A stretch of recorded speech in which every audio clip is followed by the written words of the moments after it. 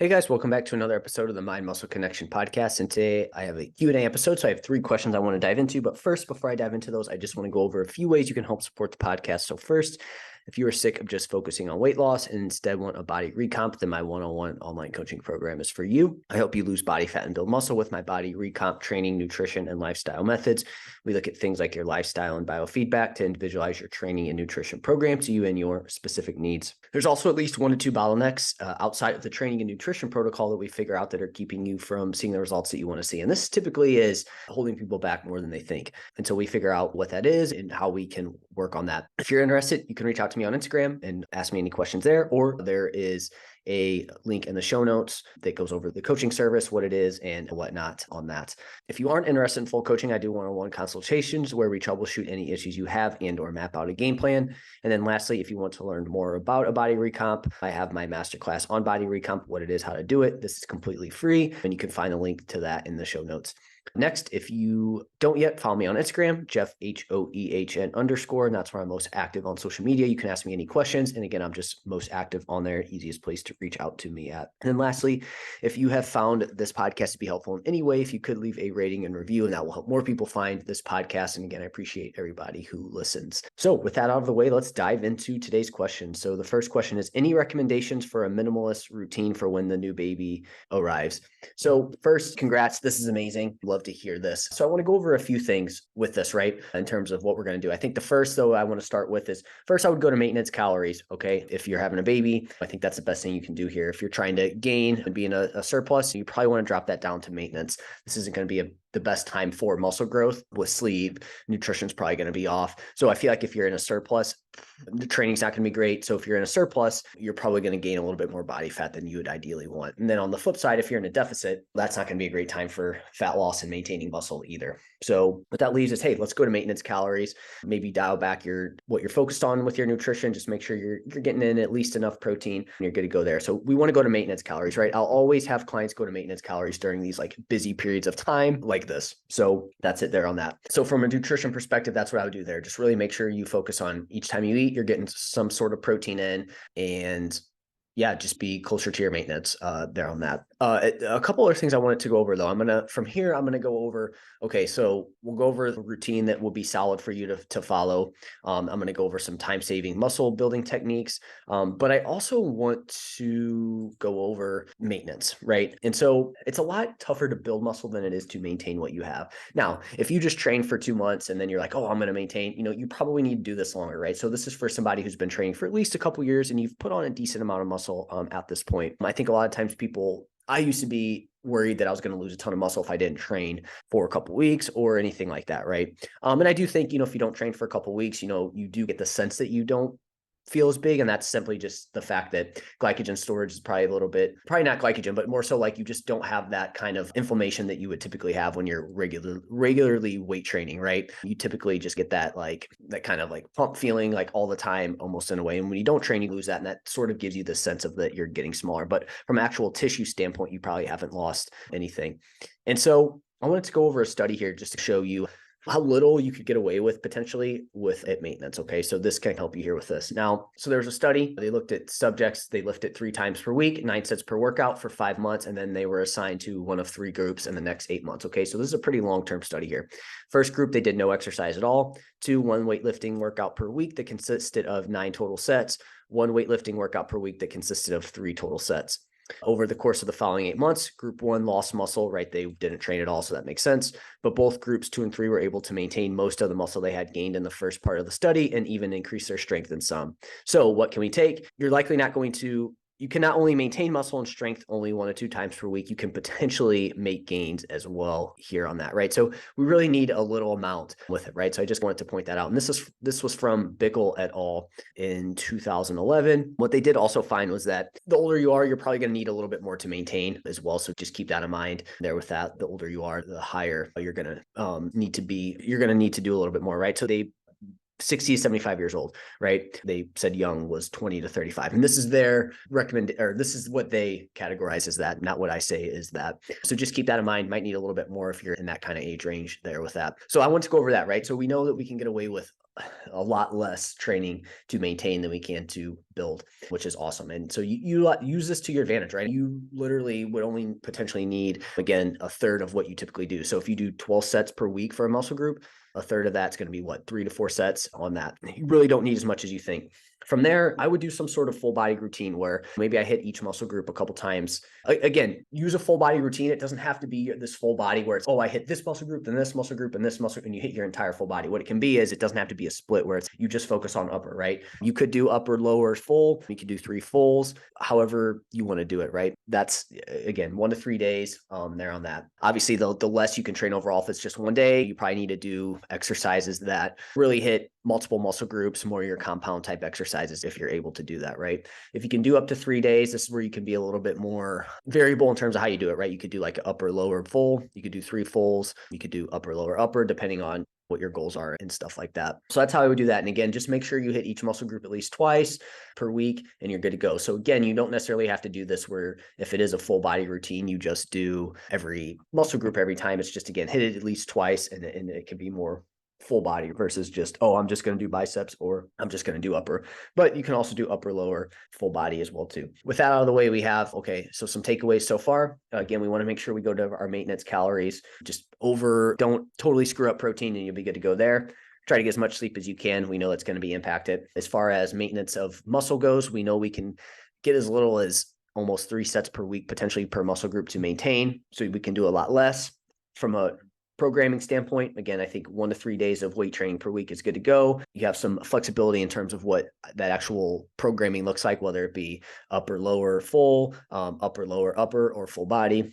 Again, just so long as you get those minimums that I talked about of, hey, let's hit each muscle group at least twice per week there on that. And remembering it's just a lot easier to maintain muscle than it is to build. And so this is a great time to take advantage of that. And so what I want to do here is I want to talk a little bit more about, okay, so you don't have a lot of time to train. What are some time-saving muscle growth tips here that we can do? So number 1 is going to be push closer to failure. So staying further away from failure usually means you will need to do more sets to get a good stimulus for muscle growth. If you're strapped for time, getting closer to failure can help you save time because you won't need as many sets. So keep most of your training within 0 to 3 reps in reserve for the target muscle. Now, one caveat I'll say here is if you are sleep deprived, you might have to stay a little bit further away just because I think the closer you get to failure, it's going to require a little bit more focus, technique. You're probably going to need to be a little bit more recovered. So just keep that caveat in mind. But generally getting closer to failure means you're going to be able to do less. Find exercises that give you the best stimulus. Rely on if you still have a couple months before the baby's due, really figure out what exercises really hit your target muscles there. And that can be something that you can do to really help it. So this may take some time to figure out, but rely on exercises that give you a great stimulus, right? It's just like you do it, it's just, man, that one freaking feels good. If an exercise doesn't really do it for you, move on and find something else. So I talked about, hey, maybe you want to do a little bit more compound type exercises during this period of time. Well, if you find that a back squat just isn't a good stimulus for you, then maybe you just need to find something else that is, right? So don't try to do something that doesn't fit well with you. Remember, there's no must-do exercises for muscle growth. 3, you can do alternating supersets. This is where you do one set of an exercise for a muscle group, let's say chest, then you rest for 1 to 2 minutes, then do a set for your back, rest for 1 to 2 minutes, and then go back to chest. Base your rest time on your recovery and just make sure you aren't super under recovered going into your next set. Supersets during this period of time. Myo rep / rest pause sets. While these 2 techniques are slightly different, they are very similar. The general rule is that you do a set, then you rest for 15 to 30 seconds, then get as many as you can or a certain RIR, and then go again after that. So again, using some intensity techniques can be super helpful when you are limited on time. Again, the same thing, the same type of thing applies is like I said, from getting close to failure is feel it out. If you're super under recovered, you might need to keep your reps a little bit further away from failure here on this. So you can use these techniques in 2 different ways, right? So 1, you can do all your sets this way for a particular exercise, or add in these sets following like 2 to 3 straight sets. So you could do a chest exercise for 2 regular sets and then add in like a rest pause set, or you could just do like something like a calf raise. You could do all 3 sets this way, right? These are best for exercises that don't require a lot of core stability. So things that require core stability / stability would be like back squat, RDLs, bent over rows, etc. Right? We just want to make sure that we're not spending. We probably don't want to do these types of intensity techniques for those exercises. And then 5, auto-regulate rest time, right? So there's a thought that X amount of time is best for muscle growth. while you don't want to be under recovered unless you are doing those mile rep rest pause sets, you also don't have to rest for a certain amount of time for each exercise. For example, a bicep curl will likely require shorter rest time than a leg press. So really only use as much recovery as you need. There's no magic to a certain number here, just as long as you're recovered and you're good to go, right? So auto-regulate that rest time based on how you're recovering and things like that. Bonus, effective programming. I think that's the big thing here. While good programming is important no matter what, when you're strapped for time, it becomes more important to have a program that is effective in the given time frame.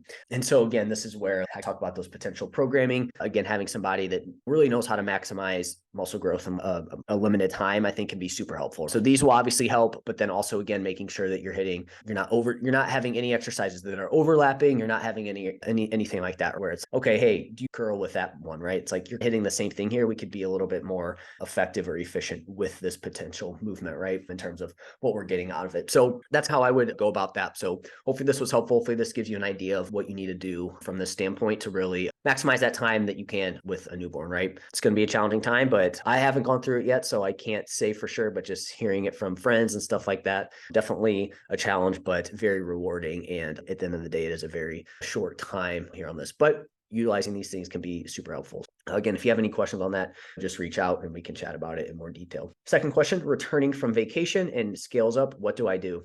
This is going to be a pretty simple one here, right? No, I'm just kidding. All you need to do is you need to move forward and just get right back to your routine goals set for yourself. In the past, I may have thought something different on this of, oh, hey, you need to do this and do that. But really, you just got to get back to your routine. That's all you can do. Think back to what happened. If you had a good time, to me, that's the most important, right? That's the most important. You had a good time. If you feel like ready to get back to your routine, then I would say no matter what, it was a win, even if maybe you didn't handle it in the greatest of ways. But I think the best thing you can do is just get right back to your goals. And again, maybe reflect, see what you could have done better, but just get right back to it. I think the longer you hold that off, the longer it's going to be, the tougher it's going to be to get back into a routine. So just going at it super quick and getting back to it's going to be the most important thing that you can do there with that, because it's in the past, you can't change it. And at the end of the day, whether it's just 1 week, which we talked about a newborn being a short period of time, that's at least a couple months there. This is just a week. So it's a very short amount of time. So just get right back to it and rip that Band-Aid off and get back to it and you'll be good to go. And that's, like I said, that was the easy question there with that. So last one of the day is reverse to estimated total daily energy expenditure. So for those who aren't aware, total daily energy expenditure is how much energy you expend throughout the entire day, right? Your caloric expenditure. But they're still losing weight. They're underweight and want to gain muscle long term. So what do they do here? So they reverse their weight, right? They got done with fat loss phase. They reversed it up to what they thought was their estimated total daily energy expenditure, but they're still losing weight. They're underweight and they want to gain muscle long term. So what this means is that you just need to increase your calories. This is where estimated total daily energy expenditures they're just estimates, right? They're not exactly what it is, right? There's a little bit of a trial and error that's going to come with that. So in this particular situation, if you're at your estimated total daily energy expenditure, you want to gain weight or maintain it, but you're dropping weight, you're in a calorie deficit. Whether you're aiming for it or not, you are in a calorie deficit. So you need to increase your calories, right? So that would be the first thing I would do here is if this is you put something in the calculator and you're eating that many calories and you're still dropping weight, you need to find ways to eat more calories or just lower your overall daily energy expenditure. So you could also, if you're moving more than like 12 to 15,000 steps per day, you could also decrease that slightly in combination. And that will be super helpful as well. That's going to help lower that total daily energy expenditure. Because if this is you and you're like moving 20,000 steps per day, that's kind of a to dial us in. Really long story short, if this is you're not seeing your weight trend in the direction you want, whether it's up or down, but in this case, it's not trending up, it's trending down. You just have to eat more calories. Some people they have a little bit more adaptations to higher caloric intakes and their body tends to maybe be a little bit more wasteful with energy. So sometimes you have to add a little bit more calories than you would ideally, or not than you would ideally want, because who doesn't want to have that, but you just might need to add a little bit more than you think. So yeah, again, I think the big kind of takeaway here with this is just because you're at your estimated total daily energy expenditure doesn't mean that's exactly what it is. There is some trial and error. I've talked about this multiple times in the past that it's just an estimate. And from there, you have to really see what the actual data is telling you. And this is why I'm a big fan of, hey, let's have you track. Let's also take your body weight, see what's happening. Okay, hey, weight's not moving in the direction we want. We have to make a change, whether that's via a calorie increase, decrease, a movement increase, decrease, or a combination of both, right? And when doing this, always look at what's the easiest lever to pull. So